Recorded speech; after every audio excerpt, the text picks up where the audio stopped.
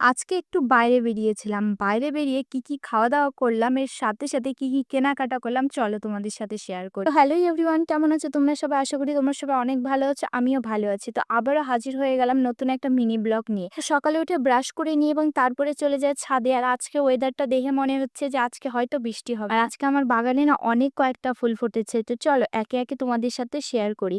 আমার বাগানে না বেশিরভাগই তোমরা জবা ফুল দেখতে পারবে। আর যারা আমার রেগুলার মিনি ব্লগ গুলো দেখো তারা তো জানোই যে আমার ফুল বাগানে কিন্তু বেশিরভাগটাই জবা ফুলের গাছ আছে। এর সাথে আমি একটা সাদা ফুলের গাছ লাগিয়েছি আর বেশিরভাগটাই জবা ফুল আর একটা হচ্ছে গোলাপ ফুল। অনেকদিন ধরে ভাবছিলাম যে ওয়েদারটা একটু ভালো করলে কলার খোসা ভেজানো জলটা আছে সেটা গাছে দেবো। তো আজকে ওয়েদারটা ভালো করার জন্য আজকে দিয়ে দিয়েছি। যদিও বিকালে দিলে ভালো হয় কিন্তু বিকালের ভরসায় থাকা যাবে না, যদি আবার বৃষ্টি চলে আসে। তারপরে দুপুরের খাওয়া দাওয়াটা সেরে নিয়েছিলাম এবং ঘুমিয়ে পড়েছিলাম। তারপরে আজকে ভাবলাম, অনেকদিন ধরে ভাবছি যে বেরোবো, কিছু দরকার আছে কিন্তু বেরোতে পারছিলাম না। তো ফাইনালি আজকে বেরিয়েছি। সবার প্রথমে না বাড়ির পরা জুতোটা ছিঁড়ে গেছিল, তো সেটা সেলাই করি।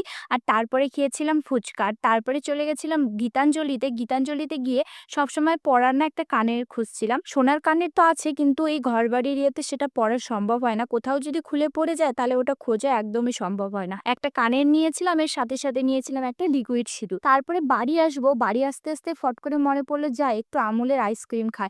আর এই আইসক্রিমটা তো আমাকে মানে এতটা প্রিয়, কর্ণাটকেও ফেল করে দেয়। আমি এই আইসক্রিমটা পেলে না আমার মুখে ঠিক এরকমই খুশি হয়। আর এটার দাম হচ্ছে 35 টাকা, যেটা আমি আমুলের যে আইসক্রিম শপটা আছে না সেখান থেকে নিয়েছি। আর এটার গাইস উফ, ভিডিওটা বলছি আর আমার জিভা দিয়ে জল চলে আসছে, এতটা টেস্টি। আর এটা না বাড়িতে আনতে গলে গেছিল। আর আইসক্রিমটা এত তৃপ্তি ধরে খালাম। খাওয়ার পর এটা না উপরে একটা লেয়ার থাকে, তারপরে একটা আইসক্রিম ভাব থাকে, তারপরে আবার একটা ডার্ক চকলেট ফ্লেভার থাকে।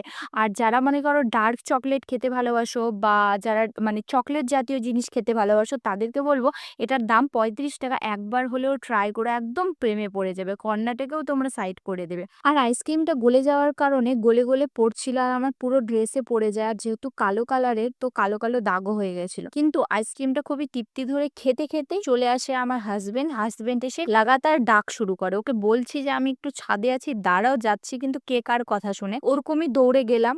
দৌড়ে গিয়ে আইসক্রিমটা তো আমার কাছ থেকে নিয়ে নিল আর আইসক্রিমটা আমি তৃপ্তি ধরে খেতেও পারলাম না। কেন ডাকছিল দাঁড়াও বল। এই যে বসাক বাবু নিয়ে এসেছে মাছ।